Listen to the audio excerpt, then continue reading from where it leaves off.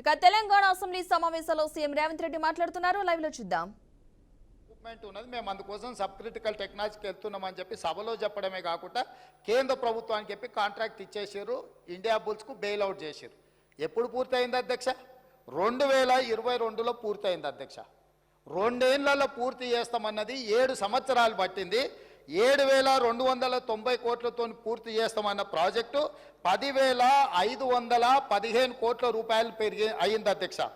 3,225 కోట్ల రూపాయలు వాళ్ళు ఒప్పందాలు చేసిన దాని మీద పెరిగింది అధ్యక్ష. అంటే దాదాపుగా 45% అంచనాలను పెంచి ఈరోజు పర్ మెగావాటు 9,73,00,000 పర్ మెగావాట్ పడ్డది అధ్యక్ష. 1,000 కోట్ల రూపాయలు ఇయ్యాల మింగి విద్యుత్ సంస్థల మీద భారం మోపి 81,000 కోట్ల రూపాయలకు అప్పుకు కారణమైంది అధ్యక్ష. Point number 1. Point number 2, Nalgonda జిల్లాలో పెట్టొద్దా? నల్గొండ ప్రజలను ఏదో నేను మభ్య పెడుతున్నా, లోకల్ సెంటిమెంటును రెచ్చగొడుతున్నా అని వారు అనుకుంటున్నట్టు. వారి విశ్వసనీయత జిల్లాలో మన పార్లమెంట్ ఎలక్షన్ల అసెంబ్లీ ఎలక్షన్లలో స్పష్టంగా చెప్పిండ్రు. అదేవిధంగా అధ్యక్ష YTPS Yadadri thermal power project కూడా వీళ్ళు బిహెచ్ఎల్తోని ఒప్పందం చేసినప్పుడు 25,099 కోట్ల రూపాయలకు అంచనాలకు ఒప్పందం చేసిండ్రు అధ్యక్ష. ఎప్పుడు చేసిండ్రు వీళ్ళు ఒప్పందము? 1/6/2015 అధ్యక్ష. ఇది 2021 లోపల కంప్లీట్ చేస్తామని ఒప్పందం చేసిండ్రు అధ్యక్ష. ఇవాళ ఎంత అధ్యక్ష? 2024. ఇప్పుడు కూడా పూర్తి కాలేదు. ఇంకా 2 ఏళ్ళు మినిమం పడుతుంది అధ్యక్ష. ఆ రోజు ఏం చెప్పిండ్రు? 45 రోజులు టెండర్ పిలిస్తే సమయం వృధా అవుతుంది. ఈ 45 రోజులను కూడా మేము వృధా చేయదలుచుకోలేదు. అందుకే బిహెచ్ఎల్కు మేము అప్పచెప్తున్నాం. తద్వారా మేము తొందరగా విద్యుత్ ఇస్తామని కారణం చెప్పిండ్రు. ఇవాళ 2015లో ఎల్ఓఐ ఇస్తే 2024 దాదాపుగా 9 సంవత్సరాలు పూర్తయింది. ఇంకా 2 సంవత్సరాలు పట్టే అవకాశం ఉంది అధ్యక్ష. ఈరోజు యాదాద్రి పవర్ ప్రాజెక్టు 10-11 సంవత్సరాలు పూర్తి చేయకపోవడం వల్ల 25,000 కోట్లతో జరిగిన ఒప్పందం ఇవాళకి 34,542 కోట్లకు పెరిగింది అధ్యక్ష. ఇంకా పూర్తి కాలేదు కాబట్టి ఇది ఇంకా ఒక 5-6 కోట్లు పెరిగి 40,000 కోట్ల రూపాయలకు చేరుకునే అవకాశం ఉంది అధ్యక్ష. ఒప్పందం జరిగింది 25,000 కోట్లకు అయితే పూర్తి చేయడానికి వచ్చే వరకల్లా 40,000 కోట్లకు పెరిగి 15,000 కోట్ల రూపాయల అంచనాలు పెంచి దోసుకున్నారు అధ్యక్ష. ఈరోజు పర్ మెగావాటు అధ్యక్ష యాదాద్రి పర్ మెగావాటు ఈ రోజుకైనా ఖర్చు 8,64,00,000 అయింది. పూర్తి కాలేదు అధ్యక్ష. ఇది పెరిగి 10 కోట్లకు మెగావాట్ అయ్యే పరిస్థితి ఉంది. భద్రాద్రి 9,73,00,000 రూపాయలు పర్ మెగావాట్ అయింది అధ్యక్ష. సేమ్ సమయంలో ఎన్టీపీసీ ఇప్పటి దగ్గర వారు ఉపన్యాసాలు ఇచ్చారు కదా అధ్యక్ష. తెలంగాణ పునర్విభజన చట్టంలో ఆనాడు మన్మోహన్ సింగ్ గారు తెలంగాణ విద్యుత్ సమస్యలను పరిష్కరించడానికి, తెలంగాణకు శాశ్వతంగా విద్యుత్తును ఇవ్వడానికి ఎన్టీపీసీ ద్వారా ఆంధ్రప్రదేశ్ పునర్విభజన చట్టం 2014లో 4,000 మెగావాట్ల పవర్ ప్రాజెక్ట్స్ తెలంగాణలో నిర్మించి అందులో ఉత్పత్తిలో 85% తెలంగాణ రాష్ట్రానికి ఇవ్వాలని చట్టంలో పెట్టి పొందుపరిస్తే వీళ్ళు 1,600 మెగావాట్లకు మాత్రమే ఎన్టీపీసీకి పవర్ ప్రాజెక్టు నిర్మాణానికి ఆనాటి ప్రభుత్వం అనుమతి ఇచ్చింది అధ్యక్ష. 4,000కి ఇవ్వకుండా. దాంతో 1,600 మెగావాట్ల పవర్ ప్రాజెక్టు 2016లో వాళ్ళు మొదలుపెట్టి 2024 ఫిబ్రవరిలో పూర్తి చేశారు. వాళ్ళకు పర్ మెగావాట్ ఎంత కష్టపడ్డది అధ్యక్ష అంటే 7,38,00,000. సేమ్ వీళ్ళ తర్వాత సంవత్సరం తర్వాత మొదలుపెట్టిన ఎన్టీపీసీకి పర్ మెగావాట్ విద్యుత్ ఉత్పత్తికి 7,38,00,000 అయితే వీళ్ళు ఉత్పత్తి చేసిన భద్రాద్రి 9,73,00,000 అయింది అధ్యక్ష పర్ మెగావాట్. యాదాద్రి ఇప్పటి వరకు 8,64,00,000 పర్ మెగావాట్ ఖర్చు పెట్టారు అధ్యక్ష. పూర్తి అయ్యే వరకు 10 కోట్ల రూపాయలు అవుతుంది. ఇప్పుడు తమరి ద్వారా నేను అడుగుతున్నా అధ్యక్ష, ఎన్టీపీసీకి పర్ మెగావాట్ సూపర్ క్రిటికల్, ఇది సబ్ క్రిటికల్ కాదు, ఇది అడ్వాన్స్డ్ టెక్నాలజీ 7,38,00,000 పర్ మెగావాట్ ఉత్పత్తి అయితే సబ్ క్రిటికల్ టెక్నాలజీ 9,73,00,000 రూపాయలు ఎట్లయితుంది అధ్యక్ష? ఎక్కడికి పోయింది అధ్యక్ష ఈ సొమ్ము? పర్ మెగావాట్ 2 కోట్ల పైగా అంటే 1080 మెగావాట్ల విద్యుత్ అంటే 2.5 కోట్లు పర్ మెగావాట్కు అంచనాలు పెరిగినాయంటే దాదాపుగా 2.5 కోట్ల రూపాయలు భద్రాద్రి పవర్ ప్రాజెక్టులో మింగిందెవరో లెక్క తేలడం కోసమే ఈరోజు విద్యుత్తు మీద కమిషన్ వేసినాం అధ్యక్ష. ఇక్కడ దాదాపుగా 10 కోట్లు అంటే దాదాపుగా 2.5 కోట్లు ఇంటూ 4000 మెగావాట్లు దాదాపుగా 10,000 కోట్ల రూపాయలు యాదాద్రిలో అంచనాలు పెంచడము. ఈ 10,000 కోట్లు ఎవరు దిగమింగినరో లెక్క చెప్పడానికే ఈరోజు ఈ దేశం అధ్యక్ష. 3 తెలంగాణనే. ఇక మూడవది కిషన్ రెడ్డి గారు మమ్మల్ని అడిగినరు. బా ఎంత దోస్తులు అయిపోయారు అధ్యక్ష. కిషన్ రెడ్డి, జగదీశ్వర్ రెడ్డి, కేటీఆర్ వీళ్ళందరూ చుట్టాలైపోయినారు అధ్యక్ష. ఢిల్లీకి సీకట్ల పోయి బామార్దులు పోయి ఢిల్లీలో సీకట్ల బిగ్గర కాళ్ళు పట్టుకోగానే వీళ్ళంతా చుట్టపోళ్ళు అయ్యారు అధ్యక్ష. నేను వీళ్ళు ఎన్టీపీసీకి వీళ్ళు 4000 మెగావాట్లకు కాంగ్రెస్ అనుమతి ఇస్తే 1600 మెగావాట్లు మాత్రమే ఉత్పత్తి చేయడానికి అనుమతి ఇచ్చి 2400 మెగావాట్లు ఉత్పత్తి చేయడానికి ఎన్టీపీసీకి 10 సంవత్సరాలు వీళ్ళు అనుమతి ఇయ్యలే. వాళ్ళు అక్కడ ఉత్పత్తి చేస్తే వీళ్ళు కాంట్రాక్టర్లకు ఇచ్చుకోవడానికి బిహెచ్ఎల్ పేరు మీద G2G ఇచ్చి వాళ్ళ సొంత కాంట్రాక్టర్లకు బినామీలకు ఇచ్చి దోసుకోవడానికి అవకాశం ఉండదని ఎన్టీపీసీని నియంత్రించి ఇవ్వకపోతే మా ఉప ముఖ్యమంత్రి గారు బాధ్యత తీసుకున్న తర్వాత ఎన్టీపీసీని పిలిపించి 2400 మెగావాట్ల విద్యుత్ ప్రాజెక్టులను ప్రారంభించండి, మీకు భూమి కేటాయించడం, మీకు నీళ్లు కేటాయించడం, మీకు సింగరేణి నుంచి బొగ్గు కూడా మేము ఇస్తామని చెప్పి అగ్రిమెంట్ చేసి దాన్ని ముందుకు తీసుకెళ్ళింది ఉప ముఖ్యమంత్రి గారు అధ్యక్ష. వాళ్ళు కాదు, ఎన్టీపీసీని కూడా దోకా చేసి తెలంగాణ నిండా ముంచి కమిషన్ల కక్కుర్తిపడి ముంచుతుంటే ఎన్టీపీసీకి అనుమతి ఇచ్చింది కాంగ్రెస్ పార్టీ. రికార్డులున్నాయి, మీరు రికార్డులు తీసి సభలో పెడతాం అధ్యక్ష. ఇవాళ పవర్ పర్చేజ్ వాళ్ళు ఫస్ట్ ప్రిఫరెన్స్ ఎన్టీపీసీ ఏది ఉత్పత్తి చేసినా ఇక్కడ ఉండే స్టేట్కు 85% ఇవ్వాలి. ఆ 85% మీరు ఒప్పందం చేసుకుంటారని మా దగ్గరికి వాళ్ళు వచ్చారు. తెలంగాణ రాష్ట్ర ప్రభుత్వం దగ్గరికి, విద్యుత్ శాఖ దగ్గరికి మేము అంచనాలు వేసినాం.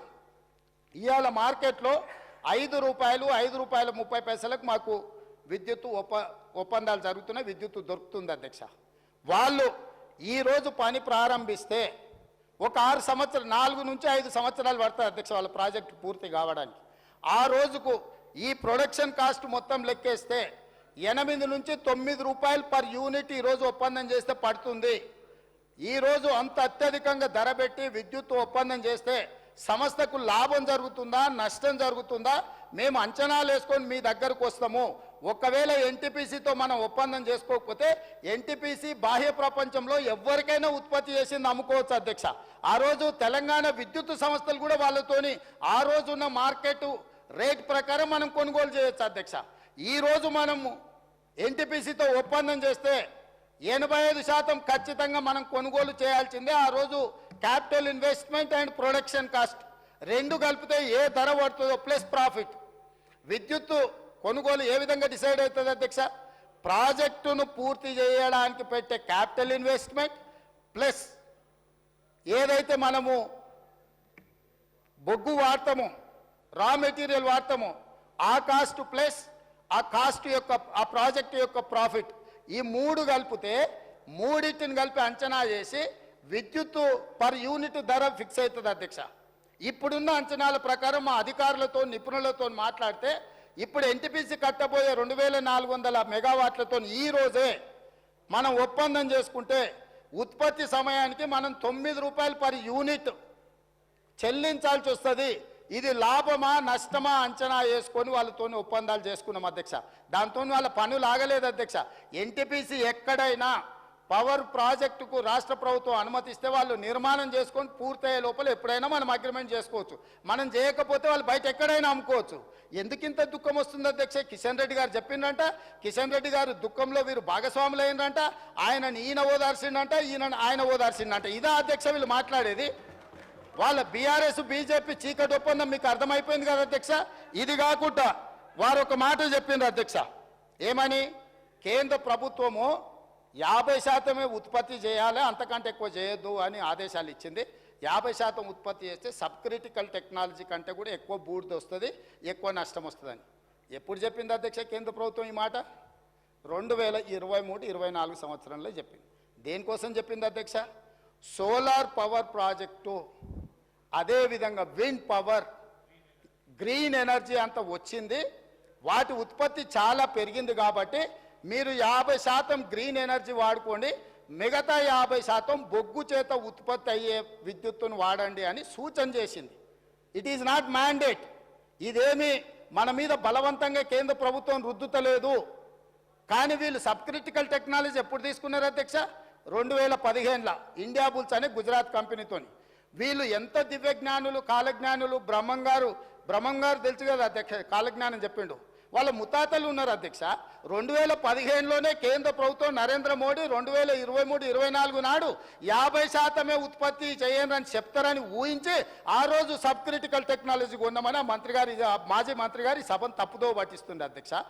వీళ్ళు సబ్ క్రిటికల్ టెక్నాలజీ కొని ఇండియా బుల్స్ దగ్గర కమిషన్ కొట్టింది 2015లో. 50% ఉత్పత్తి బొగ్గుతోని వాడుండి అని చెప్పింది 2023-24లో అధ్యక్ష. అది కూడా సూచన మాత్రమే. ఇదేమి ఒత్తిడి లేదు, ఇదేమి నిబంధన లేదు. ఎందుకు చెప్పిండ్రు? కాలుష్యాన్ని తగ్గించడం కోసము. ఈరోజు సోలార్ ఇతర గ్రీన్ ఎనర్జీ వచ్చింది, అది వాడండి అని సూచన చెప్పారు. దాన్ని కూడా 2015 నాడు చేసిన తప్పులను కప్పిపుచ్చుకోవడానికి 2023-24 నాటి నరేంద్ర మోడీ గారి ప్రభుత్వం చేసిన సూచనను సభలో ప్రస్తావించి సభను తప్పుదోవ పట్టించి ఈరోజు తెలంగాణ ప్రజల్ని మభ్యపెట్టాలనే ప్రయత్నం చేస్తుండు. 4వది అధ్యక్ష, కడపలో రాయలసీమ థర్మల్ పవర్ ప్రాజెక్ట్, విజయవాడలో థర్మల్ పవర్ ప్రాజెక్ట్, ఇట్లాంటి ఉమ్మడి రాష్ట్రంలో సమైక్య పాలనలో సీమాంధ్ర ముఖ్యమంత్రులు చేసిండ్రు కాబట్టే తెలంగాణ రాష్ట్రం తెచ్చుకున్నాం అధ్యక్ష. ఆనాడు రాజశేఖర రెడ్డి గారు, చంద్రబాబు నాయుడు గారు ఇట్లాంటి నిర్ణయాలు చేసిండ్రు కాబట్టే తెలంగాణ వచ్చింది. ఆనాడు ఆ చంద్రబాబు నాయుడు గారితో మంత్రిగా అంటగాగి 610 జీవోనే వద్దు, అసలు మేధా సంపత్తి ఎక్కడున్నా వాడుకోవాలి అని చెప్పి మాట్లాడింది వాళ్ళ నాయకుడు కాదా? చంద్రబాబు నాయుడు పక్కలే చేరి చంద్రబాబు నాయుడుతో ఇవన్నీ చేయించింది వాళ్ళు కాదా? రాజశేఖర రెడ్డి గారి ప్రభుత్వంలో ఇప్పుడు లేచి ఎగురుతున్నాయన వార్డు మెంబర్ కాకపోయినా ఆ రాజశేఖర రెడ్డి గారే కదా మంత్రి చేసింది నిన్ను. పోతిరెడ్డిపాడు పొక్క పెద్దగా చేసినప్పుడు కడప జిల్లా ఇన్ఛార్జ్ మంత్రి ఎవరు అధ్యక్ష? కీర్తిశేషులు నాయన నరసింహారెడ్డి టీఆర్ఎస్ మంత్రి కాదా? రాజశేఖర రెడ్డి గారి పంచనే చేరింది మీరు, చంద్రబాబు నాయుడు గారి పంచనే చేరింది మీరు. ఈ తప్పిదాలకు మమ్మల్ని కాదు, మీరు బాధ్యులు. మేము ఆ ప్రభుత్వంలో ఉన్న మా నాయకులు కాంగ్రెస్, యూపీఏ కేంద్రంలో అధికారంలో ఉన్న, రాష్ట్రంలో అధికారంలో ఉన్న శాసనసభను, పార్లమెంటును స్తంభింపజేసి తెలంగాణ రాష్ట్రాన్ని సాధించిన పార్లమెంట్ సభ్యులు ఇక్కడ ఉన్నారు. ఇది మా నిబద్ధత. మీరు పదవుల కోసము పెదవులు మూసుకొని రాజశేఖర రెడ్డి మంత్రి పదవి ఇస్తే రాజశేఖర రెడ్డి దగ్గర ఊడిగం చేసింది మీరు.